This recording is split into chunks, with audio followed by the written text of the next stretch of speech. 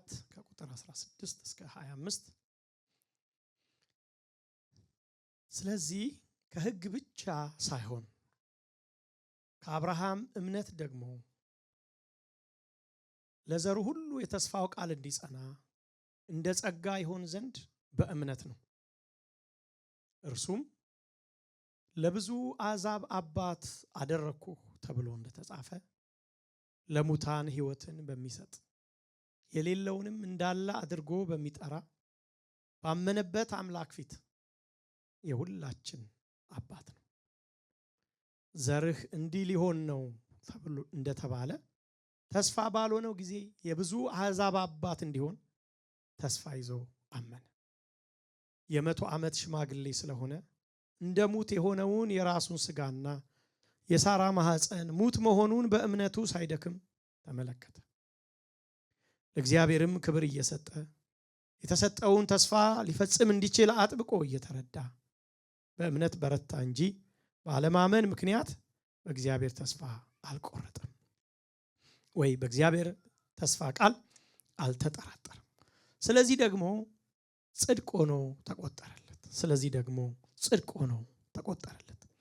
ነገር ግን ተቆጠረለት የሚለው ቃል ስለ እርሱ ብቻ የተጻፈ አይደለም፣ ስለ እኛም ነው እንጂ ስለ በደላችን አልፎ የተሰጠውን እኛን ስለ ማጽደቅ የተነሳውን ጌታችንን ኢየሱስን ከሙታን ባስነሳው ለምናምን ለእኛም ይቆጠርልን ዘንድ አለው።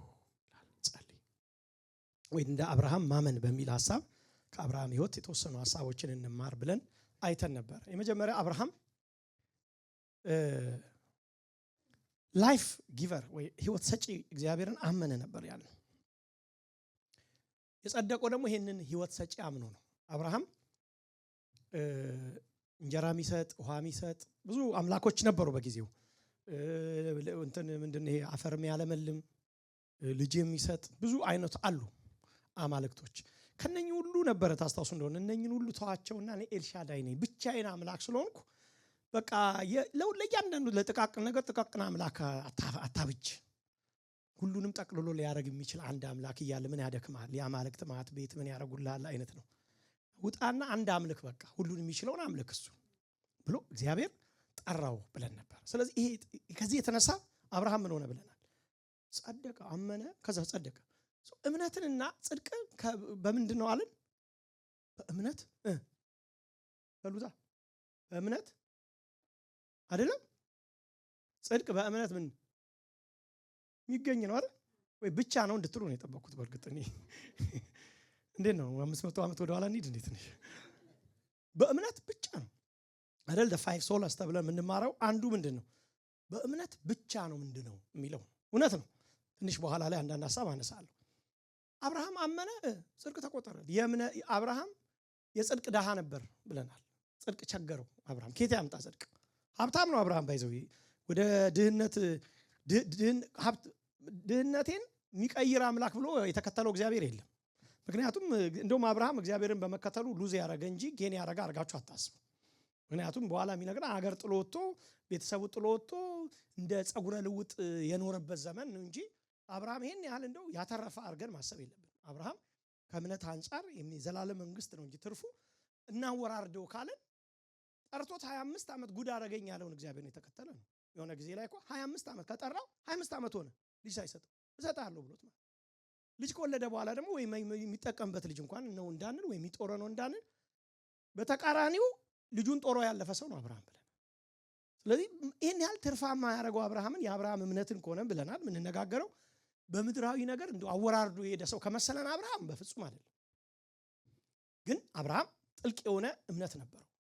እምነቱ ምን ጽድቅን ነው ማገኘው ሰው ከጽድቅ አንጻር እንጂ የአብርሃም እምነት በምድር ላይ የሆነች ነገር ከመደረግ አንጻር ቢሆን አብርሃም ከስሯል። በእርግጥ እሱ ብቻ አይደለም፣ አባቶቻችን ሁሉም ከስረዋል። ለምሳሌ ጌታ ኢየሱስ ክርስቶስ የጠራቸው 12ቱ ሐዋርያትን አስቧቸው። 12ቱ ሐዋርያት መጀመሪያ ላይ ጥያቄ ነበራቸው። ሐዋርያት ሥራ ምዕራፍ 1 እንደውም የጠየቁት ጥያቄ የእስራኤል መንግስት መቼ ነው የምትመልሰው አሉ። በመሃል እኮ ጌታን ቼክ ያደርጉታል። በመሃል ትንሽ ይከተሉና ቼክ ያደርጋሉ። እንደዚህ አይሆነ አንዳንድ ጊዜ ሄዳችሁ ጌታ ምን ታረግልኝ የሆነ ነገር የለም ይላሉ። እኛ እንግዲህ ይላሉ በመሃል አንዳንድ ነካ ያደርጉትና ሁሉን ትለን ተከተል ምን ይሆን ድርሻችን ይላሉ። ይከፋፈሉ ነው። እሱ ሲነግስ የጠቅላይ ሚኒስትር፣ የማዕድን ሚኒስትር፣ የውሃ ሚኒስትር ምናምን ሊሆን እኮ ነው። እንደዛ ነው የሚያስቡ የነበረው። እና አንዳቸው ደግሞ በጣም ሲቸግራቸው አንዳቸው ለእናታቸው ነገሯት። እንደውም እስራኤላውያን ኢትዮጵያውያን ናቸው ወይ ይባላል። በእናት በኩል እንወዳለን እኛ ሄድና እናታቸውን ላኳት የዘብዴዎስ ልጆች እና ምን አሉ? በእናታቸው በኩል እንደው ልጄ ያለች መጣችና ወደ ጌታ እንደው እነኝን ሁለት ሰዎች እነኝን ሁለት ልጆችን በቃ በመንግስት ስትነግስ በዚህም እስቲ ያስቀምጥልኛች ራይት መጀመሪያዎቹ ካንተ አጠገብ የሚቀመጡት እነሱ አድርግልኛለች። ደቀ መዛሙርቶቹ ዙሪያውን እያዩ እኛም እኮ አስመጥተን ማስነገር አቃተን እንዴ? ሌላ እኛ እኮ እንደው ይሁን ብለን ነው እንጂ እኮ እኛም እያሉ ጌታ አይ እኔ እንግዲህ እኔ ጣውን ጥዋ ተጣላችሁ። አዎ እንደኛ እንደ ዘመኑ ክርስቲያን ይመስል እንደዚህ አዎ ሁሉንም አይገባል ማለት እኔ ምቀምሰውን ቀምጥቃምሳል። አዎ ከዛ ምን አላቸው? እሺ ያው መጠጣት ትችላላችሁ፣ ግን ቀኝና ግራ የሚያስቀምጠው ነው ያለው አባቴ ነው አለ። መጀመሪያም አልገባቸውም እንጂ ከባድ ጥያቄ ነው የጠየቁት ማለት ነው። ሰው ከጽድቅ አንጻር ከሆነ 12ቱ ሐዋርያት አንዳንዶቹ ኢትዮጵያ እነ ማቴዎስ ኢትዮጵያ አካባቢ እንደሞቱ ነው የሚታወቀው ታውቃላችሁ። ሌሎቹ ሐዋርያቶች ወደ ሚድል ኢስት፣ በኤዥያ፣ በየአውሮፓ ተሰደው ነው የሞቱት። ማለት ያው ያዋጭ እግዚአብሔር አልነበረ ማለት ነው። ደቀ መዛሙርቶቹም ይሄን ያህል ካለን እኛ አሁን በጣም ወንጌላችን በጣም እንሰብከው ወንጌል በጣም ኑሮ እግዚአብሔር እጅ ረጅም ያወራርድ እሁድ የተሰበከውን ሰኞ ካላመጣ እግዚአብሔር አይደለም እያልን ነው እንጂ በእርግጥ ሐዋርያቱ እንደዛም አድርገው አልተከተሉትም ብለን አይተናል። እንዳልቆይ እዛ ላይ አንድ ልምጣ። የአብርሃም የእምነት ንጥረ ነገር ሁለተኛ አንደኛ ስለሆነ ባለፈው የሰጣችሁ መገለጥ ላይ ያተኮረ ነው። በመገለጥ የሆነ ነው።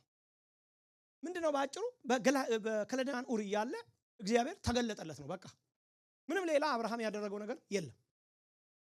አብርሃም እግዚአብሔርን በጣም ብዙ ነገር ተከትሏል፣ ብዙ ዘመን ሄዷል ከፊት። ግን የሆነ ሰዓት ላይ የሚገርማችሁ ሐዋርያት ሥራ ምዕራፍ 7 ቁጥር 2 ላይ ምን እንደሚለን ወንድሞችና አባቶች ስሙ ይልና የክብር አምላክ ይላል the God of glory ምን አንዳንድ ቦታ ላይ ሻይን የሚያደርግ አንጸባራቂ አምላክ ከሌሎች አምላኮች ጋር የማይወዳደረው አምላክ ለአባታችን ለአብርሃም በካራን ሳይቀመጥ ገና በሁለት ወንዝ ሳለ ታየው እግዚአብሔር። ከዛስ በኋላ ምን አለው? ና አለው ከዘመዶች ተለይተ እኔ ወደ ማሳይ ምድር ና። ሂድም አይደለም ወደ ምድር አይደለም የጠራው ወደ ራሱ ነው የጠራው ይለናል። በዚያን ጊዜ ከከለዳን አገር ወጥቶ በካራን ተቀመጠ። እዚያም አባቱ ከሞተ በኋላ እናንተ ዛሬ ወደምትኖርበት ወደዚች አገር አወጣው ይለናል።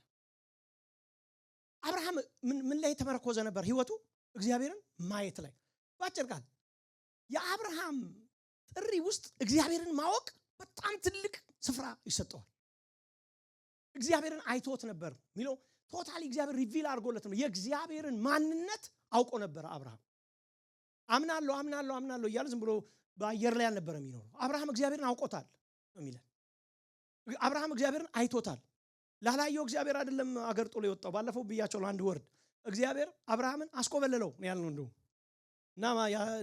እንደውም ጠቀስናለ ባለትዳር የሆናችሁ ያስኮበለላችሁ ብለን ዝም ብላ አትኮበልልም አይደል የሚል ቃል ጥሩ ቃል ነው አይደል? በጣም ምንም ማታውቁ ነው መስሉት። አሁን ሲታይ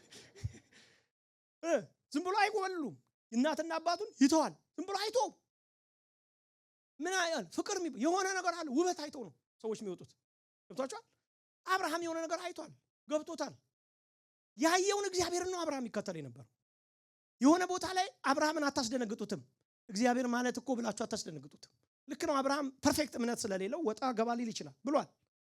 ግን አብርሃም አተንዶ ዘዴ ውስጡ እግዚአብሔርን በደንብ አውቆታል፣ አይቶታል። እግዚአብሔርን አገር አለፍ እየሄደ ሲሄድ አገር በለወጠ ቁጥር አምላክ አልለወጠም። እንደነ ሎጥ ነገሮችን የሚያይ ነበረው ከእግዚአብሔር ከመለኮት ፐርስፔክቲቭ ነበር። ከእግዚአብሔር ጥሪ አንጻር ነበር፣ ከተጠራበት ዓላማ አንጻር ነበር የሚያይ ነበር። የማይታየውን እግዚአብሔርን አልነበረም የሚከተለው። ውለታ ያደረገለትን እግዚአብሔርን ያውቅ ነበር። ልጅ ሲሰጠው ልጅ የሰጠውን እግዚአብሔርን ያውቅ ነበር። በፕሮቪዥን ብቻ እግዚአብሔርን ሳያውቅ በፕሮቪዥን ብቻ የሚኖር ሰው አልነበረም አብርሃም። በሬቨሌሽን ነው የሚኖር፣ በመገለጥ እግዚአብሔር በማየት ነው እንጂ ፕሮቫይድ እየተደረገ ያለው እየተደረገለት ከሚደረግለት ነገር አንጻር የኖረ ሰው አልነበረም። አንድ ነገር ልንገራችሁ። ዛሬ ጠዋት ነው ትዝ ያለኝ ነገር ስለሆነ ልንገራችሁ። አንድ ጊዜ አንድ እሁድ እዚህ አገልግሎት ነበረ። አይ ቲንክ ሌሎች አገልጋዮች ይመስሉኛል ያገለገሉት። እኔ ወጣሁኝ ከዚህ ሄድኩና ሞላ አካባቢ ነው አገልጋዮችም ጋበስኩኝ ምሳ እና እንደጨረስኩኝ ስልክ ተደወለና ከየት ነው አልኳት። ድምጿን ስለማላቅ ከመደውል ከሜሲ ነው ከዚህ ከሜሲስ ነው እንትኑ ሾፑ ከዛ ነው መደውል አለች። እዛ ምንድነው ከሜሲስ ይደውላችሁ ሳላቁ አፕላይ አረኩ እንዴ ብዬ ከዛ ምንድነው አልኳት። አይ መጣ ሱፍ እንድትወስድ ነው አለች። እንዴ ሳላቆ ከፍየው እንዴ ብዬ ደግሞ አይ በቃ መተው ሰር ነገ ነው ምነግርህ እና ሰኞ ክፍት ነን እኔ አለሁኝ እኔ እዛ ዲፓርትመንት ነው መሰራውና አለች። ሄድኩኝ ከዛ ገባሁ ስገባ ተቀበለች። ሁለተኛ ሰው ነች ማለት አንዳንዶቻችሁ ደግሞ ለምዳችኋል። አንዳንዴ ወደ ሁለተኛ ሰው ብቻ ነች እንደውም በደም ሰው መሆኗን እንዳቅ አበሻ ነች። ከዛ በላይ ይዘን ገባች። የሱት የሚመረጥበት ቦታ አለ ሱት አስመረጠች። ኦኬ የትኛውን ሱት ነው የምፈልገው? እዛ ጋር ሲያው 500 ብር እዛ ጋር ሲያው 400 እዛ ጋር 300 ከዛ እዛ ጋር 140 ብር 120 ብር ኦን ሴል 50% ይሉ ተንጠለጠልኩ እንደለማደ። አይ እሱን አይደለም አለች። ከቤት ውስጥ ቤስት የተባለውን ሱት እንድትወስድ ነው አለች የምፈልገው። ገባሁኝ እኔ አላቃትም። ሱቱን ወረጥኩኝ። ይሄን ሱት መረጥኩ። ከዛ ሱት ብቻ አይደለም ሁለት ሸሚዝ መምረጥ አለበት አለች። መረጥኩኝ ሁለት ሸሚዝ። ክራባትም ደግሞ ማች እንዲያደርግ ክራባት መረጥ አለች። መረጥኩ ክራባት። ሕፃን ልጅ እኔ በሕፃንነቴ እንኳን እንደዚህ ተገዝቶልኝ ያውቅ ይዛኝ ከዛ በኋላ ሄድኩኝ። ሁለት ካልሲ 1 3 4 ፔር ይሁንልህ ልኛለች። እንዴት ሴትዮ መጨረሻ ላይ ልታስጭረኝ ነው ማለት ከልወጣ ስል በቃ በል እንግዲህ ብትይ ነው እያልኩ እየፈራው ምንድነው ግን ሰዓት ግድ የለም ዝም ብለህ ጨርስ ትለኛለች። ከዛ ካልሲ 4 ካልሲ መረጥኩ። ጫማ ደግሞ ቆንጆ ጫማ ነው ይሄ ይሻላል ይሄ በጣም ቆንጆ እነኚህ ብራንዳችሁ ምናምን ብላ ደግሞ ቆንጆ ጫማ አስመረጠች። መረጥኩ። ምን ልበላችሁ የዛን ቀን የአንድ ሰኞ ንጉስ ተቀላችሁ። ከዛ በኋላ ልወጣ ስል ማን ነው ያደረገው ምንድነሽ አልኳት። አይ እኔ አም ናቲንግ አለች። እኔ ምንም አይደለሁም እኔ እቃ ነኝ አለች። ባጭር ቃል ማለት ነው በእኔ በሚገባኝ እኔ ጀስት ኢንስትሩመንት ነኝ። አንድ ሰው ግን ስሙን እንዳትነግሪ ብሎኝ ይሄን ሁሉ እንድገዛለ ነገሮኝ ነው አለች። ከዛ በኋላ ተመላለሻ እስከ ዛሬ ያን ሰው ያላቀው እውነቴን ነው የምነግርህ። አንተ ሰው ተገለጠኝ እና አንዳንዴ ለማመስገንም ማለት አንዳንድ ጊዜ ዝጥ አረግና ዙሩን ለብስና ቆይ ታንኪዩ ማን ይባላል ብለኝ ይፈልጋሉ። የለም ሰው ያ ሁሉ ቸርነት የሆነ ነገር አድርጌ ነው እንዳይባል ደግሞ ቆይ እንደው በቃ ወገኖቼ እከሌ ነው እንዳልላችሁ ደግሞ አልነገረኝም ወይ አልነገረችኝም ባይዘው እና ምን አሰብኩኝ ይሄን እያሰብኩኝ እያለ እግዚአብሔር ስንት ነገር አደረገልኝ። ስንት ነገር በከልጅነት ጀምሮ ስንት ያሳደገ ስንት ፕሌታችን ላይ እንጀራ አስቀመጠ ስንት መራ ስንት ረዳ ስንት ሜርሲ ፈሰሰብን ስንት ምሕረት በላያችን በር አሞላቀቀን እኮ አንዳንዶቻችን እግዚአብሔር አሞላቀቀን። የማይገባን ዲዘርቭ ማናረገው ነገር ሰጠን እኮ እግዚአብሔር። በእውነቴ ነው ለሌሎች ህልም የሆነ ኑሮ አኖረን እግዚአብሔር። ለሌሎች መጽናናት ያጣቅቷቸው እኛን አጽናናን። አቅም አጥተው ብዙዎቹ ለኛ አቅም ሰጠን፣ ረፍት ሰጠን፣ ደስታ ሰጠን። ሁሉንም ተውት ሌላ የዘላለምን ይወሰጠን።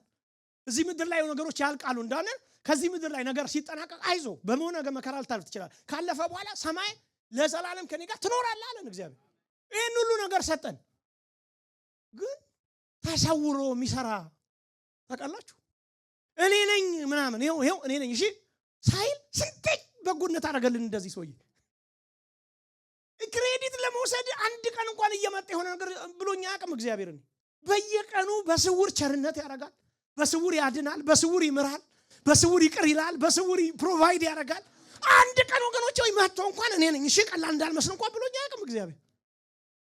አብርሃም ፕሮቫይድ የሚያደርገውን እግዚአብሔር ወገኖች እንደኔ የተሰወረበት ሳይሆን አንድ ቀን ግልጥ ሆነለት የሚያረግለትን የሰጠውን የረዳውን ረኬት አምጥቼ ላመስግነው እንዳይል እኔ ነኝ አለው። አብርሃም ተያዩ ተዋወቁ እግዚአብሔርና እርሱ። አብርሃም እግዚአብሔርን የሚያውቀው አደረገልኝ የሚለውን አምላክ ብቻ አይደለም ያደረገልኝ እሱ ነው የሚለውን አምላክ አወቀ። አብርሃም የተሰወረ አምላክ አልነበረም፣ ፕሮቫይደር ብቻ አልነበረም ለአብርሃም እግዚአብሔር። ፍሬንድ ሆኖ ጓደኛው ነው ለአብርሃም። በምን አወቅ? ከወዳጄ ከአብርሃም ምደብቀው ምን አለኝ አለ። ሰዶምን ሊያጠፋ ሲል እንደዚያ ምን ልደብቃለሁ ከአብርሃም? ከሌላ ልደብቅ ከወዳጄ ከአብርሃም ምን ልደብቅ እችላለሁ? ስለዚህ ነው አብርሃም ልጁን በመሰዊያ ባጋደመ ጊዜ እኮ አለ በሥራ እንደጸደቀ አታውቁም አለና የእግዚአብሔርም ወዳጅ ተባለ ይላል። እግዚአብሔርና አብርሃም መካከል የነበረው ግንኙነት ትራንዛክሽናል አልነበረም። የማድረግና የመደረግ ጉዳይ አልነበረም። በእነሱ መካከል የነበረው ግንኙነት የአባትና የልጅ ነበር። የተስፋ ተቀባይና የተስፋ ሰጪ ነበር። እግዚአብሔር አብርሃምን የሆነ ነገር ወስዳችሁበት እግዚአብሔርን ወስዳችሁበት ምንም ብታለብሱት የሚያለብሰኝ እግዚአብሔር የሚያጠጣኝ እግዚአብሔር ብሎ አይኖርም። ለአብርሃም ዋናው ነገር እግዚአብሔር ስለሆነ ማለት ነው። ምን አለው ይላል ታየው። በሄደበት ሁሉ መሰዊያ ይሰራ ነበር። ለምን አይቶታል እግዚአብሔርን። አንዳንድ ጊዜ እኮ አገር ስንቀይር እኮ ክርስትናችንን እንቀይር ቫልዩን እንቀይራለን እኛ አይደል እንዴ? ብዙዎቻችን እኮ እዚህ ሀገር ከመጣን በኋላ ይሄ ዲስ አሜሪካ የተባባል ነው እንጂ እኮ አልተባለ የሆነ ቦታ ላይ እኮ በቅንነት ሊኖር ነው። እዚህ ሀገር ከመጣን በኋላ እኮ አንዳንድ ነገሮች እኮ የጀመርነው እኮ እዚህ ሀገር ከመጣን እኮ ነው ኢንዲቪጁዋል እንትን ይከበርልኝ ምናምን እኮ የጀመርነው እኮ እየተጋፋ ነበር ሄድ ነው እውነቱን ከተባባል ማለት ነው። አገር ሲቀይር ቫልዩ ማይቀይር ሰው ታውቃላችሁ? ሀብታም ሆኖ ቫልዩ ያቀይር፣ ድሃም ሆኖ ቫልዩ ያቀይር፣ ተሳክቶለትም ቫልዩ ያቀይር። ባለፈው ብያችሁ አሸንፎ እንኳን 3-4 ነገስታትን አሸንፋችሁ ስመጡ እኮ ትንሽ እኮ ይሰማችኋል እኮ የሆነ ስሜት ዲዘርቭ አደርጋለሁ የምትሉት። አሸንፎ ሲመጣ አገኘውና ምን አለው ሳሌም ንጉስ ባረከው። ከዛ በኋላ እንካና ልስጥህ አለው፣ ሀብት ልስጥህ አለው። አዎ አይ ዲዘርቭ ኢት፣ እኔ ሁሉ ገድዬ መጥቼማ ሽልማቴ ነው አላለም። ግድ የለም ተወው አለው። ለምን ሲለው እግዚአብሔር መባረኩ እኔን ስለማይቀር አለ። ደስ ሲል እንዴት አይነት አማኝ ነው! ይባርከኛል ብሎ የሚያምን ሰው ደስ አይል ነው ወይስ ለሌላ ሰጠ ነው? እኛ አማኝ ላልናቸው ሰጠ ነው እንዴ? እግዚአብሔር ምን ይላል? ይባርካል። በሉ እስቲ እግዚአብሔር ይባርካል። ምን አላብራ ይባርከኛል። እግዚአብሔር ስለሚባርከኝ በኋላ ላይ እግዚአብሔርና የሳሌም ንጉስ ባረኩት ተባብረው እንዳይባል የምስጋና ቀን እኔ ነኝ እያልክ እንዳታሳቀቀኝ ዝም ብሎ ይባርከኛል። እግዚአብሔር በሰው አይባርክም እያልኩ አይደል? ይገባችኋል? አብርሃም ግን ነገሩን ምን ከእግዚአብሔር ጋር ብቻ ማድረግ ፈልጓል በዛን ሰዓት ላይ። ወዳጆቼ ሙሴም ለዚህ ይመስለኛል 40 ዓመት ቸርነት አረገለት። የሚያደርግልኝ እግዚአብሔር እያለ አይደለም ያወቀው ሙሴ። ብዙ ዓመት አርጎለት ባህር ከፍሎለታል። ባህር የሚከፍል እግዚአብሔር አይደል? መና ወርዷል፣ መና የሚያወርድ እግዚአብሔር። ስጋ ወርዷል፣ ስጋ የሚያበላ እግዚአብሔር። ምን ማደርገው ነገር አለ እግዚአብሔር በህይወታችን።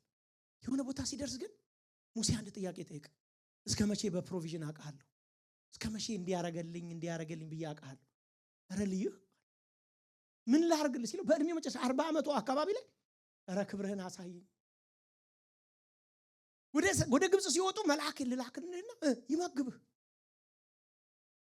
ወዳጆቼ ከእግዚአብሔር ነገር ጋር ነው ወይስ ከእግዚአብሔር ጋር ነው ፍቅር የያዘን ነው? እግዚአብሔር አሁን እንደፈለጋችሁ ከዚህ በኋላ የምትፈልጉት ሁሉ አረግላችኋለሁ እኔ ብቻ አልኖርም እንጂ ቢል ስንቶቻችን ነው እሺ እግዚአብሔር እንግዲህ አንተ ካልክ ምን ይደረጋል ምንለው? ስንቶቻችን ነው እግዚአብሔር የበደለን የመሰለን ቀን እንጣበቀው ከሱ ጋር? እግዚአብሔር የተወን የመሰለን ቀን የሙጥኝ ብለን ማን ሄደው ካንተ ወዴት? እና የሆነ ሰዓት ላይ እኮ ጌታ ኢየሱስ ክርስቶስ እንደዛ ነው ያሉት፣ ስጋዬን ያልበላ ደሜን ያልጠጣ የዘላለም ሕይወት የለውም ሲል ሌሎች ይሄ ቀፋፊ ነገር እንዲህ አሉት። ቀፋል በጣም እንዴት ስጋዬን ይብላ ሰው ስጋ ላይ በላን እንዴ ሲሉ ጌታ ገዛ ሁሉ ዞር አለና ደቀ መዛሙርቶቹ እናንተስ መሄድ ትፈልጋላችሁ? እኔ አይኑን እያዩ ነው ይመስለኝ ደቀ መዛሙርቶቹ 3 ዓመት ተከትለውታል። ኢየሱስን ከሆነ ነገር አንፃር አይደለም ሚስ አንደርስቱድ በሚያደርጉት እንኳን የህይወት ሞመንት ውስጥ ኢየሱስ የሚያስቡት ኢየሱስ አለ፣ የሚያውቁት ኢየሱስ አለ። ካንተ ጋር ጣበቀን አንተ ነህ እኮ አሉት። አንተነት ነው አሁን የተናገርከው የሆነ ነገር ምናምን ብለን አይደለም ካንተ ጋር ጣበቀን፣ ስለምትረዳን ሰፖርት ስለምታረገን የሆነ ነገር ስለምታለብሰን ስለምታጠጣን ብለን አይደለም አንተ ጋር የመጣነው። ፍቅር ያዘን ካንተ ጋር ነው የተከተልነው። አንተም ካንተ ወዴት እንሄዳለን? ማንም ጋር የሌለ አንድ ነገር አንተ ጋር አይተናል። ምን የዘላለም ሕይወት ቃል አለ እኮ ወዳጆቼ። አብርሃም ታይቶት ነበር ይላል።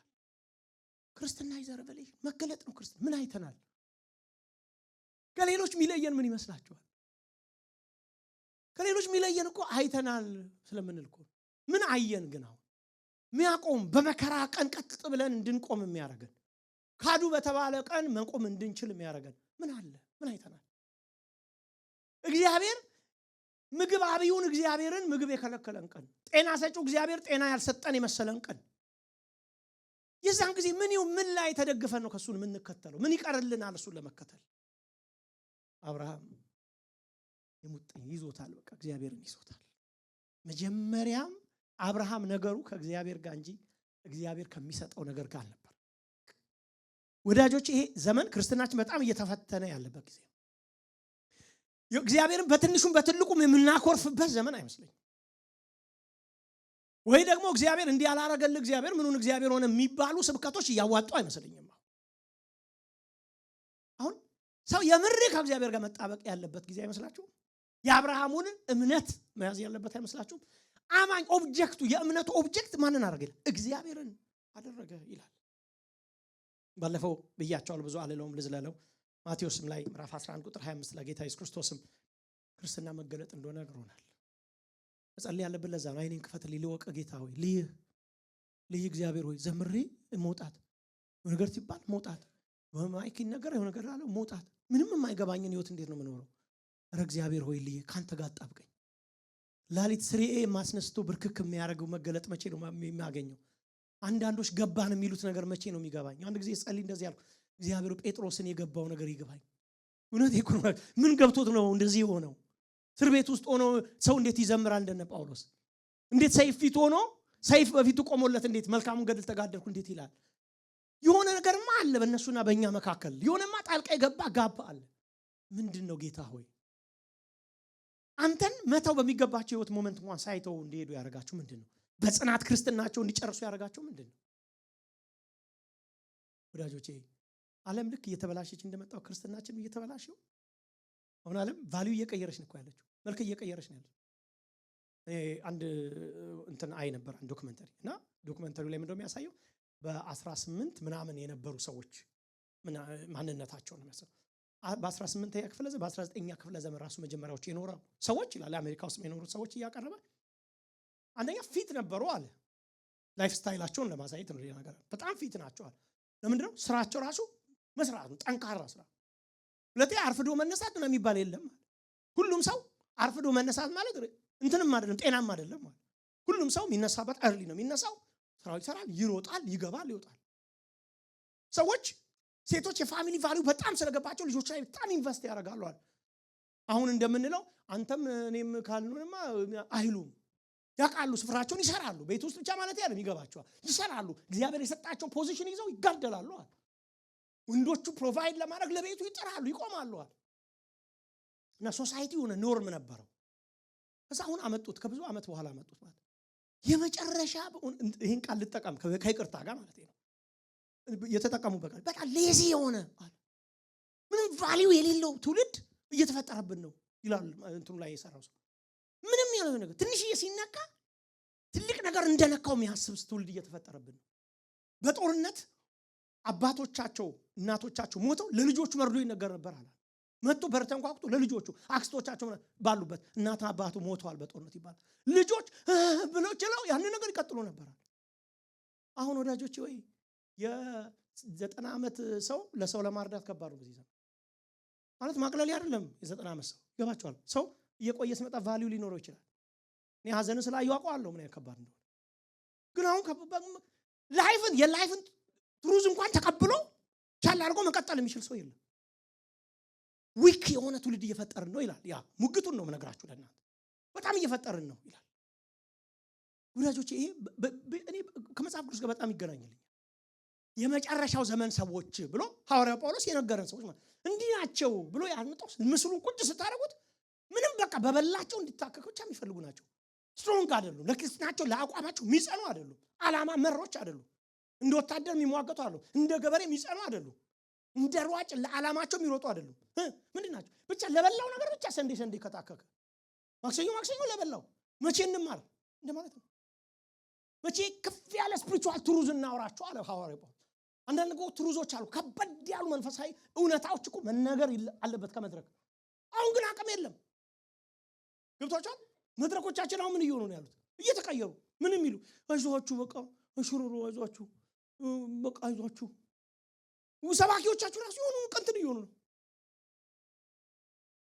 ትሞታለና ቤትን አስተካክል ያሉ ነቢያት ነበርኩ በሐዋርያ በእንትን ይቅር በለኝ ብለው ነቢያቶቹ ሄዱ ተደፉ። እዛ ጋር ነገስታቱ ሄደው ወዳጅ ዊክ እየሆን መጣን እያልኳቸው። አብርሃም በጣም ቦልድ ያደረገው እግዚአብሔር አምላኬን አውቃለሁ ስለሚል ከአምላኩ ጋር በጣም ስለተጣበቀ ማለት ነው። እግዚአብሔርና እሱ መካከል የነበረው ግንኙነት ትራንዛክሽናል አልነበረም። ሰጠኝም አልሰጠኝም የሚል ነበር። ኢዮብ ስንት ነገር ተወሰደበት ከእጁ። ያልተወሰደበት ሚስቱን አጣ፣ ልጆቹን አጣ፣ ገንዘቡን አጣ፣ ሀብቱን አጣ። እኔ ብሆን እውነቱን ነው የምነግራችሁ። አሁን እዚህ ስለምሰብክ አይደለም። እኔ ብሆን ዶሮ ነው የተወኩት እግዚአብሔርን። አንደኛው ላይ ትቼ እንደምንም፣ ሁለተኛው ላይ ግን ላልኖር እችላለሁ። ስንቶቻችን ነው በኢዮብ መከራ ውስጥ እንቆም? ይጨንቃል እኮ እንደ ንግግሮች ራሱ ይጨንቀናል። አሁን ዘንድሮ ግን ኢዮብ ቆመ በጽናት። ለምን? ምን አለ? እያከከ እንትኑን ቆዳውን እያከ ምን አለ? እኔ አምላኬን አውቃለሁ። አታውቅም ይል ደግሞ በዙሪያ ደግሞ አንዳንድ አጽናኝ አለ ደግሞ አታውቅም አንተማ የመጣበት ችግር ቢኖርብን መጀመሪያ ሲል በጽናት ከነሱም ጋር እላይ ጨልሞባችሁ ሰውም ረግጧችሁ እንዴት ይቻላል? ምን አይነት አቅም ነው እነዚህ ሰዎች የነበራቸው? አምላካቸውን ስለሚያውቁ መጨረሻ ምን አለ? እኔና እግዚአብሔር መካከል ያለው ግንኙነት ትራንዛክሽናል አይደለም። ይሄን ስለሰጠኝ አይደለም። መጀመሪያ ላይ ስጋባ እግዚአብሔር ረዳኝ ብዬ ነው ሰርግ ያረኩት። አሁን ደግሞ ሚስቴ ትታኝ ስትሄድ በዚህ ሁኔታ ውስጥም ሲሆን እሱ ጻድቅ ነው ብዬ ነው ማለት። መጀመሪያ ልጅ የሰጠኝ ቀን አቀፌ ሕፃን ልጅ እልል ብዬ ነው የተቀበልኩት። ጌታ ሰጠኝ ብዬ መስጋና አድርጌያለሁ። አሁን የሄደ ቀን መልሼ ይሄንን አምላክ አላማው ግን አንድ ሙግት ግን ከሱ ጋር አለኛል። ያየሁት ቀን ፊት ለፊት አንድ ቀን እኔና እሱ የምንገናኝበት የትንሳኤ ቀን ይባላል። ልባቸውን ትንሳኤ ላይ ነው ያደረጉት ሰዎቹ። ግባችሁ ሰይጣን በሆነች ነገር አያሸንፋቸው። ልባቸው ላይ ነው ሸቀለውታል። ላይ ትንሳኤ ውስጥ ነው የሚኖሩት። እዚህ ይኖራሉ እንጂ በትንሳኤ ህይወት ነው የሚመላለሱት። ምን አለ? የኔ ነገር ካስመለሰ ይችላል፣ ካልሆነስ የትንሳኤ ቀን ይሄን ቆዳ ሳከው ሰውነቴ መጨረሻ ምንድነው? ሰው ቢመጣ ቢበዛ ምንድነው የሚሆነው? ይሞታል። ሰው መጨረሻ ምንድነው የሚሆነው? ወዳጆቼ መሞት እኮ ነው የመጨረሻ የሚሆነው በሰው ህይወት ላይ። ከዛስ በኋላ እሄዳለሁ፣ ከዛስ አየዋለሁ አለ ይመልስልኛል አለ። ምን ላይ ነበር ህይወቱን የተመረኮዘው? ትንሳኤ ላይ። ኢዮብ ዊክ ቢሆን ኖሮ ወዳጆች ምን ይሆን ነበር? ሚስቱ መጣ ምን አለችው? እኛውን አንዳንድ ጊዜ እኛ በጣም ይገርመኛል ስንሰብክ ራሱ የኢዮብ ሚስት ደካማ ሚስት ጌታን ተሞት አለችው። የሰበከው ሰውዬ እኮ ቀድሞ ከሷ ፊት ጊዜ ይተው ነበር። እኔ እንደዚህ ብዬ ራሱ ማለት አልፈልግም። የሁሉ ነገር ያጣች ሴት መቆም ትችላለች እንዴ? አሁን እኮ ትንሽ ነገር አተን አሁን እኮ ባስ ያመልጠን ሁሉ እኮ ኮምፕሌን እያወራን። አሜሪካኖች በጣም ኮምፕሌን የሚያደርጉት የት ነው የሚል አንድ ባርና ግሩፕ ጥናት አወራ። የት እንደሆነ ታውቃላችሁ? ራንዌይ ላይ ነው። ፕሌን ውስጥ ገብተው በሰላም ምን ብለው ከዛስ ፕሌኑ ሊነሳ ሲል ወይ ደግሞ ካረፈው በኋላ አይታችኋል? ፕሌኑ ዝም ብሎ የሚሄድባት ምን አለ እንዱ ጥር ቢያደርጉት እዛ ላይ ነው ይላል ትልቁ ኮምፕሌን። እኔ እዚህ ሀገር እንደመጣሁኝ በቃ ሰው ይገባል መኪና ውስጥ ነዳ ነበር መኪና እና ይገባል ናይስ ዴይ ነው ሃሌሉያ ነው የሚቀራቸው። ፀሐይ ስለወጣ በነጋታው ፀሐይ አትውጣ እስቲ እስ ዲፕሬሲንግ ነው ይላል።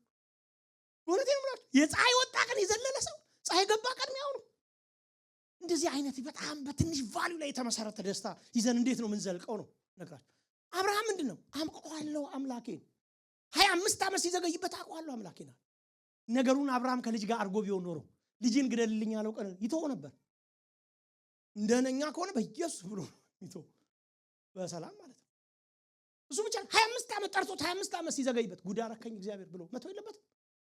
አብርሃምን እኛ የምናስበው ምንድነው? የአብርሃም እምነት ምናምን እያልን እኮ ምንዘልባቸው እምነቶች እኮ አሜን የሚያስብሉ አይደሉም። በዚህ ዘመን ካሄዳችሁ አይደሉም።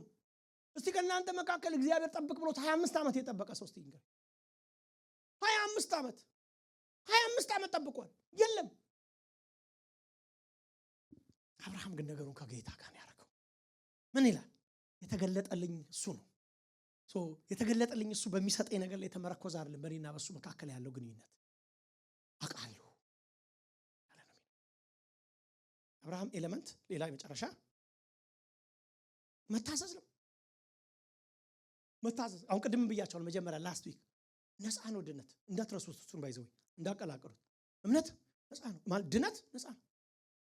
እኔ ምን ብያለሁ? ድኛለሁ። ማንም ሊያሸማቀቀኝ አይችልም።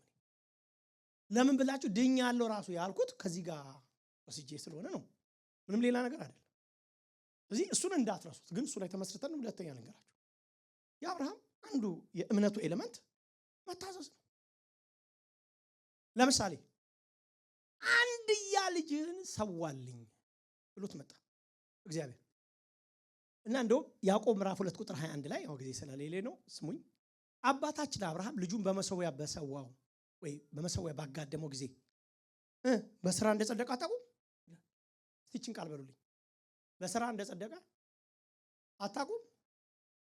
ምንድነው እኛ ምንድነው የጸደቅነው? በምንድነው ታዲያ? በስራ ለምን ጸደቀ አታውቁም አለና እምነት ከስራው ጋር አብሮ ያደርግ እንደነበር በስራም እምነት እንደተፈጸመ መለከታል።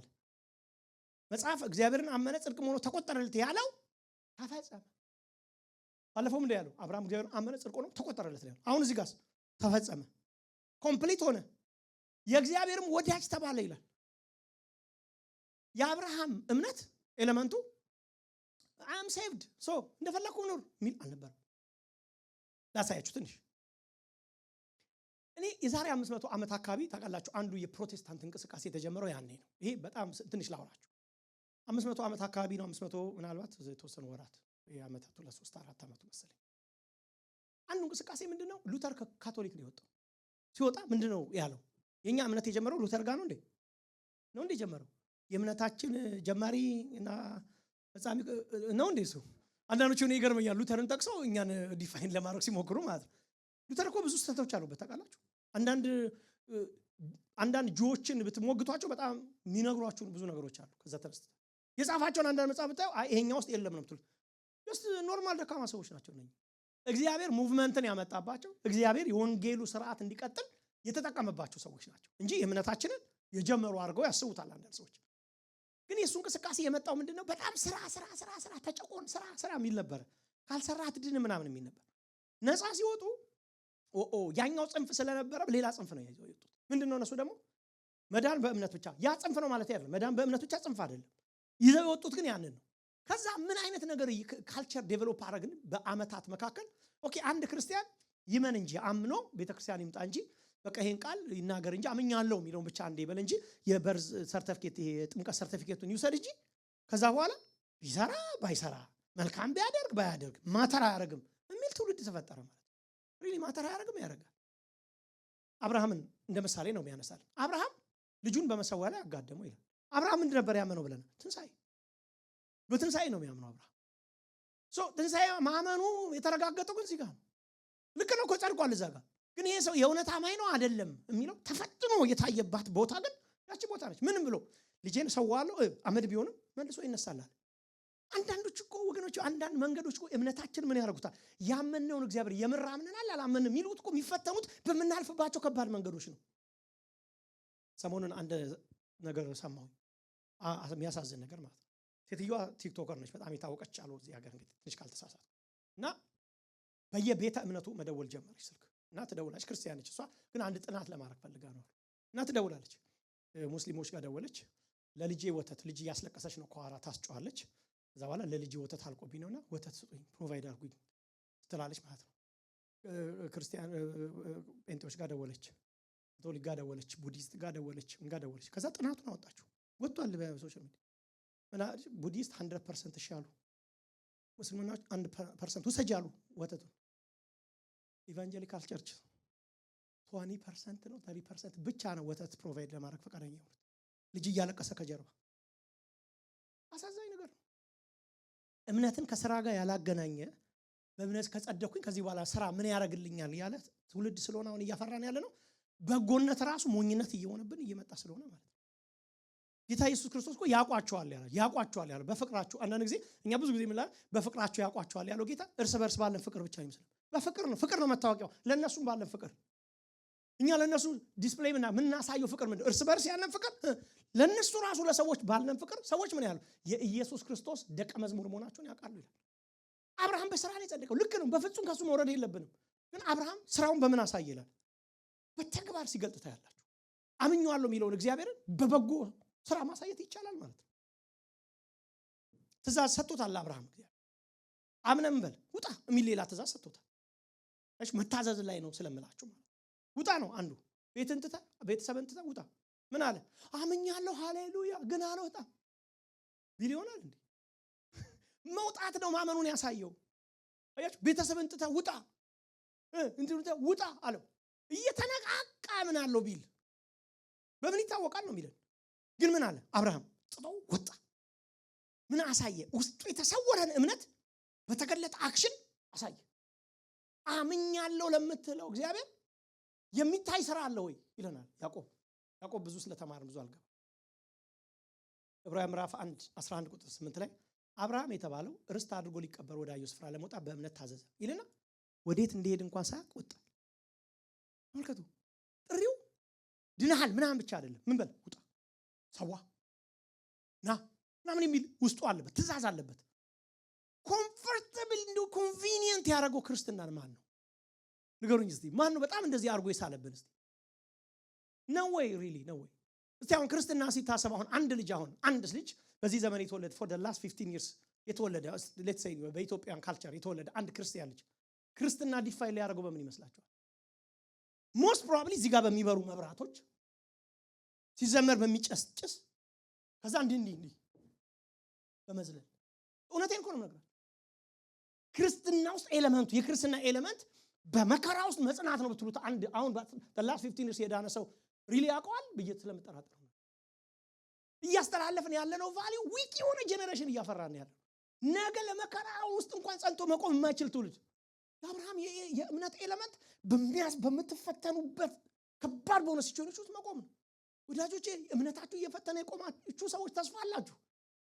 የአብርሃምን በረከት እየተጋራችሁ ነው እናንተ ሰዎች። እግዚአብሔር ባልገባችሁ ሁኔታ ውስጥ እንኳን ጸንታችሁ እግዚአብሔርን እያላችሁ የቆማችሁ ሰዎች እናንተ ተስፋ አላችሁ። ለምን? የአብርሃም በረከት ይሄ ስለሆነ፣ የአብርሃም እምነት በዚህ ስለሆነ የተገለጠ። ውጣ ሲለው ወጣ አብርሃም። እንደውም ሐዋርያት ሥራ ምዕራፍ 7 ላይ ምን ይለናል? ከጠራው በኋላ የእግር ጫማ እንኳን ርስት አልሰጠውም ይላል። አንዳንድ ጊዜ እኮ እግዚአብሔር እጅ በእጅ ቢያደርገው ምን አለበት? አንዱ ጊዜ አንዱ ምን አለ? አንድ ቀን እግዚአብሔር አሁን አንተ ምን ይጨንቃል? እኔ ዛሬ ሚሊዮኔር ብታደርገኝ አልኩት። ምን ይጨንቀዋል ግን እሱ? እንደው አንዳንድ ነገር እንደዛ ሆናችሁ አታውቁም? እኔ እንደዚህ ያውቃል። እኔ በሆነ በጣም መወዳት እናቴ ታመሽ ጊዜ ፈወስ አድርገልኝ በቃ ጀግንነትን አሳየኝ አልኩት። ሲያሳየኝ ፈወስ አድርገህ ለማታለልም ወከልኩ። የሆነ ሰዓት ዝም አይ ፈወስ አድርጋ የለም ኮስተርን ብል በዘቅ ጸጣል። አሁን እዚህ እግዚአብሔር ውስጥ ምን መልካም እንላውጣ? እኔ ለዚህ ከሆነ የተከተልኩት እኔ ዛሬ 16 ዓመት እጮ ነበር። ወዳጆቼ ጸጋ የሚባለው እየመጣ ባያስቀጥል ኖሮ ማለት ነው። አብርሃም የሰጠው ነገር ከሰጠው ነገር ጋር ቢገናኝ ኖሮ አብርሃም ይተው ነበር። የእግር ጫማ ማለት መሰለኝ በእግሩ ልክ ጫማ የምትሆን ትንሽ ርስት እንኳን አልሰጠውም ይላል። አብርሃም ብዙ ጊዜ ብያቸዋል። አብርሃም ሚስቱን የቀበረው በተወሶ በእንትን ነው፣ በከፍሎ ነው የቀበረው። እኔ ቆይ አገር እሰጥሃለሁ እያለ የሚስቴን መቀበር ያልሰጠኝ እግዚአብሔር ምን ያደርግልኛል ቢል አብርሃም እኮ እምነት አይኖረውም ነበር። ምን ያደርግልናል? ተስፋ ሲሉ አሁን አንዳንዴ ከመድረክ ያጨንቃችሁ ተስፋችን በሰማይ ነው። ኧረ እኔ አንድ ሰው ያገለግላል ማለት ነው ወገኖቼ። እሱ ገና ታምራት ይሆናል ከመጣ ሲል ልጄ አውርደው አሉት። መሬትን ካሉ አንዳንድ ነገር እኮ እጅ በእጅ መሬት ስላለካ እኮ እየጨነቀን ነው ያለው እኮ። ጌታ ይመጣል። ኧረ በዛሬው ነገር ይመጣል ካልተባለ ነው እየጨነቀን ነው ያለው። ጌታ ስፋ ሲባል እውነት ነው እሱን ልጄ ግን እዛ አሁንስ ጌታ እኮ ስለሱ ግድ ይለዋል። ታውቃላችሁ ያው ምን ጸልየው እሱን እኮ ነው ይረዳናል እኮ። ግን እምነታችን የተመሰረተ ላይ ምንድን ነው? የአብርሃም እምነት የተመሰረተው ካድልኝ ነው። ቤትን ካድልኝ፣ ውጣልኝ፣ ሰዋልኝ የሚል ነው። ጨካኝ ሰው እዩ። አብርሃምን ስታየው አንድ የሆነ ዊክ ሽማግሌ እንዳትመለከቱ። በጣም ጨካኝ ዲተርመንድ የሆነ ሰው ነበር። በጣም ያልገባውን እግዚአብሔርን እያመነ የቀጠለን ሰው የመሰለ ክርስቲያን አለ። ሳይገባችሁ እመኑት ወገኖች። ያላረገላችሁ የመሰላችሁ ቀን እግዚአብሔርን ይሙጥኝ ብላችሁ ያዙ። ለምን?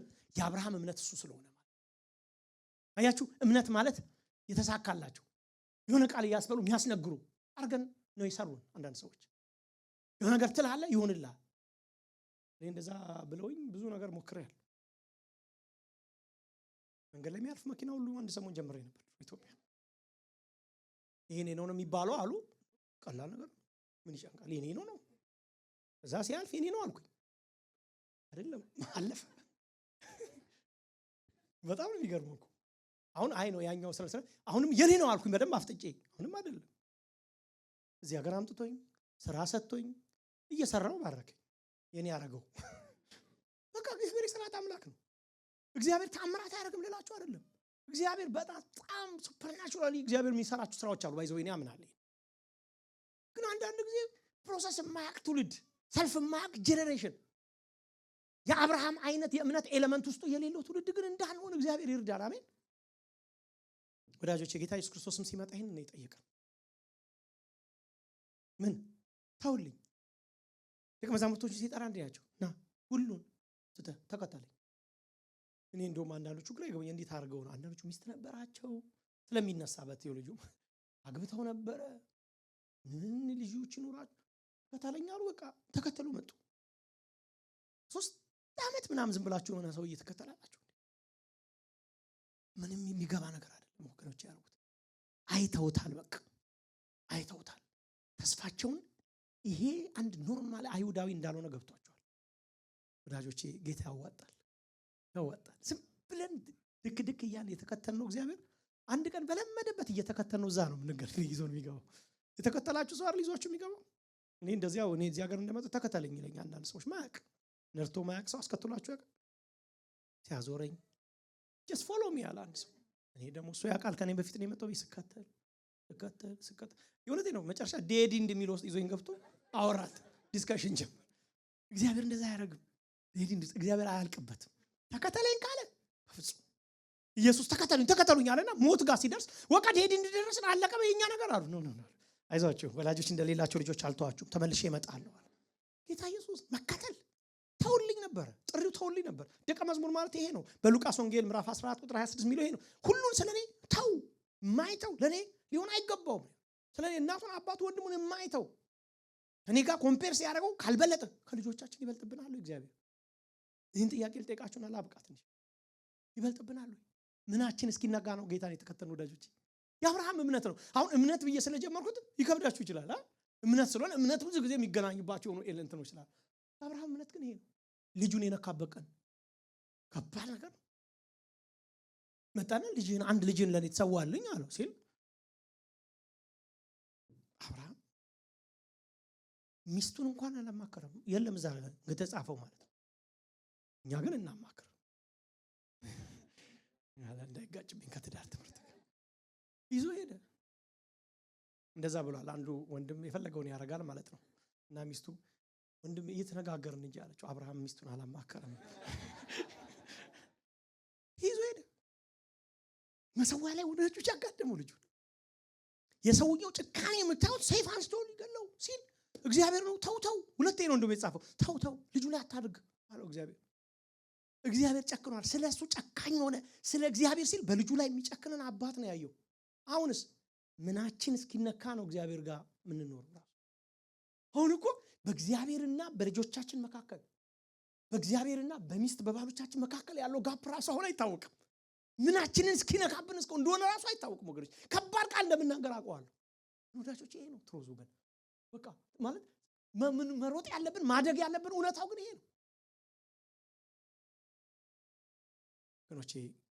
እግዚአብሔር የሰጠንን የህይወት ቫልዩ ጌታ ይግለጥልን። አሜን። እግዚአብሔርን ያስኩትን እግዚአብሔር ገብቶኛል የሚል ክርስቲያን ገባኝ፣ ጌታ ገብቶኛል። ክርስትናን ከማስጨብጨብ ከማሸብሸብ ያለፈ ተግባራዊ ህይወት እንደሆነ የሚያውቅ ክርስትና ከአብርሃም የመነጨ እምነት ነው። ሰው በእርግጥ እውነተኛ እምነት ካለው ስራ አለው ነው የሚለን መጽሐፍ ቅዱስ። ታውቃላችሁ ጌታ ኢየሱስ ክርስቶስ ታውቃላችሁ ምን እንዳለ? አይታችሁ እውነተኛ ነህ ሐሰተኛ ነህ ማለት ትችላላችሁ አይደል? ከባድ ነገር ነው የተናገረው። ሐሰተኛዎቹን ነቢያት ራሱ ማለት ነው። እኛ ብዙ ጊዜ ነቢያት ጋር እንሄዳለን። እኔ ሐሰተኛ ክርስቲያን ብዬ አስተምራለሁ። ታውቃላችሁ እዚህ ሐሰተኛ ክርስቲያን አለ። በምን ነው የምናውቀው ሲሉ በስራቸው አለ ጌታ ኢየሱስ። በዛ ነው ታውቋቸዋላችሁ ያለው። ሌላ እኮ ምንም መለኪያ የለም። እሳት በማውረዳቸው አለ። ሐሰተኛውና እውነተኛ ነቢያቶችን እንኳን የምናየው በስራቸው ውስጣቸው ያለውን እምነት በመኖር ማሳዩን ከሆነ የፈለገ ነገር ያደርጉ በዛ ነው የሚነግረን። ወዳጆች የያዝነው ህይወት ውድ ነው። አሜን። አንድ ሰው እንደዚህ ብሎ ተናገረ። አጎቴ እንትን ሰጠኛል፣ አልፎ ብያችሁ እንደሆነ አላውቅም። 100 ብር ሰጠኛል። ሲሰጠኝ ሩጫ ጀመርኳል። 100 ብር የሰጠኝ ልጅ ነኝ አለ እሱ ሲናገር። እየሮጥኩ ያልኩ አጎቴ ከኋላ መከተል ጀመረ። እኔ ከረሜላ ልክ ገና ሰው ወይ ከረሜላ ብዬ ወደ መሮጥ ጀመርኳል። አጎቴ ከኋላ ይከተላል። 100 ብር ነው እያለ ከኋላ ሱቁ ድረስ ሱቁ አለክልኮ ሱቁ ጋር ይደረስብኛል። ምን ሊነግረው 100 ብር ነው። እጄ ያለውን የ100 ብር ቫልዩ ስለማላውቅ ለሰጠኝን 100 ብር ከረሜላ ወዳጆቼ እንደው እሱ ሰውዬ ሲናገር ምን አለ? 100 ብር ነው ያስቀው አለ። አንዳንዶቻችን እኮ በእግዚአብሔር ልንገዛ ምን ሞክራቸው ቺፕ ነገሮች አሉ። በእግዚአብሔር ከረሜላ ለመግዛት ሙከራ። እንዴት በእግዚአብሔርን የሚያክል ቫልዩ የያዘ ሰው ከዛስ በኋላ ከረሜላ የጠፋ ቀን በቃ ምን ያርግልኝ? እግዚአብሔር መነገጃ ሚንስ አይደለም። እግዚአብሔር የተጣበኩበት የዘላለም ህይወቴ ነው ወገኖቼ። አብርሃም ይሄንን ያለው አብርሃም ልጅ ማምጫ አይደለም እግዚአብሔር ለሱ። ለዚህ ነው ልጅ ወሰድ ልሰዋልኝ ሲል የሰጠው። ለአብርሃም እግዚአብሔር ትዳር አይደለም። ለዚህ ነው ነገሮቹን አጥቶ የቆመው። ለአብርሃም እግዚአብሔር ሀብት አይደለም። ለዚህ ነው ባዶን የቀረቀን እንኳን በእግዚአብሔር ፊት ታማኝ ሆነ የቆመው። ለአብርሃም እግዚአብሔር ተስፋ የሚያረጋቸው ነገሮች መሙላታቸው። ለዚህ ነው 99 ዓመት ሰው በሆነ ጊዜ እንኳን ጸንቶ ቆመ ይላል። የሚወደውን እግዚአብሔርን ወዳጆች አረ እግዚአብሔር ይመልሰን። አሜን። የሚወደውን እግዚአብሔር አንድ ቀን ቤቱ መጣለት። የፍጥረት ላይ 18 ይመስል መጣለት ወደ ቤቱ አንድ ቀን መጣ እግዚአብሔር። 3 ሆኖ በመላእክት ከሁለት መላእክት ጋር መጣ። ቴዎፋኒ ነው የተገለጠው ይባላል። የክርስቶስ ግልጠታ ክርስቶስ ከመላእክቱ ጋር ነው የመጣው ተብሎ የሚታበው መጣ ቤቱ። ሲመጣ እኔ በሆነ ኖሮ ሳይው ምንድነው የምትለው? ጉዴ ያረከኝ መጣ። በአማርኛ ነው የምነግራችሁ ነበር። መጣ ቤቱ ገባ። ከዛ ሳይው መለኮት ነገር እንደሆነ ገብቶታል። ይሄ ዝም ብሎ ሰዎች እንዳልመጡ ቤቱ። ከዛ በኋላ አየውና ከዛፍ ስር ነበር። ተነሳና ሮጠ ይላል። እቤቴ ትገባ ነው። እሺ ያለው ደነገጠ። ከዛ ተቀመጣ ቤት ያለው ተቀመጠ ገብቶ ሶስቱም ሮጦ ሄደ ይላል። እዛ ላይ አብርሃም ሽማግሌም አይመስልም ጉልበት አወጣ። ሰው ለሚወደው እኮ ጉልበታም ነው። ሰው ለሚወደው ጉልበታም። አሁን ለምን ይመስላችኋል? አገልግሎት ዳገት ቸርች ነው ዳገት የሚሆን ስለማን ወደው እኮ ለምን ይመስላችሁ? ግን መቀደስ ዳገት ይሆንብን። አንዳንዶች እኮ ህግ 5 AM ከልጆቻቸው ጋር አስነስቶ እኮ ያመላልሳቸዋል ቸርች። አንዳንዶች እኮ 6 ይሰግዳሉ በቀን። እኛ ጋር ዳገት በእምነት ጸድቀናል። ለአብርሃም ግን ይሄ አልነበር። ቤቱ ለመጣው እግዚአብሔር ወገዳጆች ቤቱ ለመጣ እግዚአብሔር አሳየ ፍቅሩ። ጉድ ያረገው ልጅ እንኳን አልሰጠውም። ገና 25 ዓመቱ ነው ልጅ ቃል ገብቶ ለከሰጠው። እኔ በሆነ እግዚአብሔር እኔ ምን እግዚአብሔር የዛሬ 5 ዓመት የተናገርከኝ የልጁ ጉዳይ እንዴት ሆነ አላለም። ስለ ልጅ አላነሳ፣ ስለ ቤቱ አላነሳ። ብሉ በጣም ሳራ ጋር ወጦ ሄደና ሳራ አቤት እንደዚህ 100 እንትን አዘጋጅና ምን እንደሚል ታውቃላችሁ? ቃሉን ሳነበው ሂብሩ ላይ የነበረውን ሲለካ 100 ሰው ይመግባል ይላል። ሳራ አዘጋጅ የተባለችው እንትን ለ3 ሰው 100 ሰው የሚመግብ ሰውየው ምን ማለት ነው? ጆንያ ውስጥ ያለውን ዘርግፊና አምኪው ነው ያለው። ሌላ ሰው ቢሆን ለዚህ ላላዋጣ እግዚአብሔር ምንም ላላያደርግልህ እግዚአብሔር ምንድነው ይሄን ያለው? ተረከፈች ወደ ሜዳ ሮጠ ይላል። እንዴት እንደሮጠ ማላቅ በሽምግልና ሮጦና ሄደና ለእረኞቹ ዋናው የምትሉት የሰባውን ፍሪዳ አምጡ አመጡ። ከዛስ በኋላ አረደው ፍሪዳው። በዚህ በኩል እሷ አመጣች ምግቡ። ከዛ ደግሞ እርጎ እንደገና መጣ ይላል። ቃሉ ነው ባይዘው እርጎ እንዳይርባችሁ ብዬ ነው ብዙ ማለት እርጎ ማመጣላችሁ።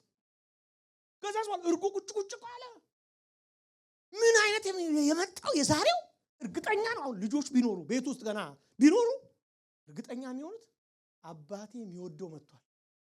አሁን እኮ ያውቃሉ ምን ወደውና ማን ወደው ክልክል ስንል ለሌላ ነገር ለዚህ ነገር ደግሞ ስንል ያቁናል ስለማይነግሩን ነው። ቆይ 18 ይሙሉ ከልጄ ጋር ስንናገር ዳዲ አባቱ ቢ 18 ይላል። ምን ሊያደርግ እንደሆነ አላውቅም።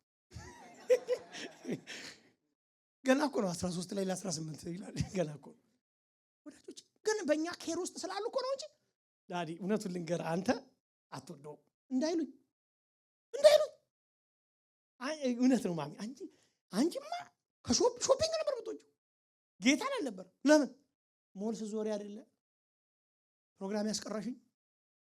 ሞልስ ዞሪ አይደለ ፕሮግራም ሚስ ያረክሽው? ሞልስ ዞሪ አይደለ ጸሎት የተውሽው? እንዳይሉ ማለት ነው። ለእህቶች ብቻ አይደለም በሁለቱም ኬስ አብርሃም ያስታውቃል። የሚወደው ቤት ውስጥ መጥቷል። ጉድ አለ ቤቱ። ሳራስ ማን ነው የመጣው? እግዚአብሔር መጥቷል። አረ ይቦካ አለች። እንዲህ አይነት ባልና ሚስት ያርገን ጌታ። ሚስማሙ ማለት ነው። በእግዚአብሔር ከመጣችሁ ሚስማሙ አሉ። በቃ አትንካብኝ። ደግነቱን አሳይ። ከዛ መጨረሻ ምን ያርጋ መሰላችሁ? እሱን ሁሉ ካቀረባችሁ በኋላ እኮ ትንሽ ጀነን ነው የሚባል። ጋባዥ እኮ ያምርበታል።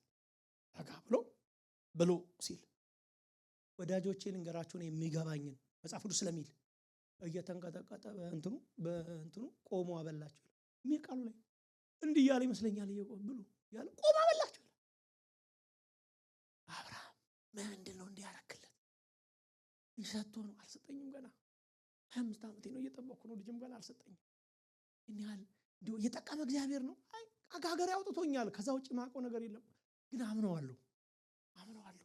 እኔ ማምነው ማበላው እዚህ ቤቴ ማስተናግደው እግዚአብሔር የሆነ ነገር የሞላልኝ ስለሆነ ሳይሆን እኔ ከሱ ጋር ነው የተጣበ ፍቅር ያዘኝ ከሱ ጋር ነው። የአብርሃም ዲፕ እምነት የተገለጠው ወደዋለሁ። እኔ የተከተልኩት እሱን ነው። ከዛስ እግዚአብሔር አይመጣም? በዛች መካከል ላይ እግዚአብሔር እንዲህ አለ፣ ሚስት ሳራይት ነች መካከል። አብርሃም ይሄን ጠብቆ አይደለም። እንደውም ቅድም ያን ጥቅስ እዛ የአምልኮ ጥቅሳችን ላይ ምን ሚል ነው? ጥቅሱን አይታችሁት ከሆነ በእርግጥ ጌታ እሱን ሰጥቶን ነው የጻፍ ነው። ግን ምንድነው የሚለው? በአምልኮም በምን እያመሰገኑ ሳለ ይላል። ከዛስ የሁሉም እስራት ተፈታ ይላል። እሷ እንድትመጡ ነው። ገባችሁ? ሳመልከው ሳለ ምን ይሆናል እንዳትሉ ነው የጻፍ ነው አብረን። ምን ማለት ይመስላል? እንደዛ ነው። አሁን እንደዚህ ሆኗል። አምልክ አይባልም። ሰው ስታመልክ የሚሆንለው ካልተናገረ ሰው አይመጣም። ምን አለው ለኔ የሚል ትውልድ መካከል ስለምንኖር አብርሃም ሁሉ ነገር መካከል ላይ እግዚአብሔር ሳራ የት ነች? እሷ እስካሁን ድረስ አልታየችም። ይገርመኛል። ለዛ ጓደኞች ተቀብላለች። ሸርኩት እግዚአብሔር አምልኳችንን ይቀይረው በኢየሱስ ክርስቶስ። አኗኗራችንን እግዚአብሔር ይቀይረው። ለጌታ እኖርለታለሁ የሚል ጨካኝ ክርስቲያን ወዳጆች እኖርለት። ሰው ሲያይ ራሱ ምን አይነት ህይወት ነው? እኔ እግዚአብሔር ህይወት ይስጠኝ ከማለፌ በፊት ይሄን ህይወት ልኖር በቃ ወዳጆች። ከዛ እግዚአብሔር ሳራ የት ነች አለ። ፈለቃት ሳይላቀር ፈለቃታል። ምንም ሰው አይገባውም። ስለዛ አይደለም አሁን እሱ መስተንግዶ አንተ በላ በደም ጠገባችሁ እናንተ አው ጥራት ይኸውልህ የዛሬ ዓመት ተመልሰን እንመጣለን። ይሄ እግዚአብሔር ወዳጆቼ ለሱ የሚኖሩ ምንም አያጡም ስላችሁ ለሱ የሚኖሩ እኔ አይቻለሁ በዘመኔ የፈለገ ነገር ውስጥ ሊያልፉ ይችላል። የሱ የሚኖሩ ወዳጆቼ ሪዋርደር የእግዚአብሔር አንዱ ባህሪም ነው ሪዋርድ ማለት። ወዳጆቼ በመከራ የምታልፉት ሪዋርድ ያደርጋቸዋል። ጠብቂ ሪዋርድ ያደርጋቸዋል። እግዚአብሔርን ታዩታላችሁ በህይወታችሁ። ይሄ ለስለዚህ ነው ይላችሁ ነገር እግዚአብሔር አለ። የታለች አለች እዚህ ማለት ጥራት። የዛሬ ዓመት ተመልሰን ወደ ቤታችሁ እንመጣለን። ልታበሉን አልመጣም አለ እግዚአብሔር። እንደገና የእናንተን እንጀራ ልንበላ አይደለም የምንመጣው፣ የእናንተን እርጎ ልንጠጣ አይደለም የምንመጣው። አሁን ስንመጣ ወልደሽ ልንጠይቅሽ።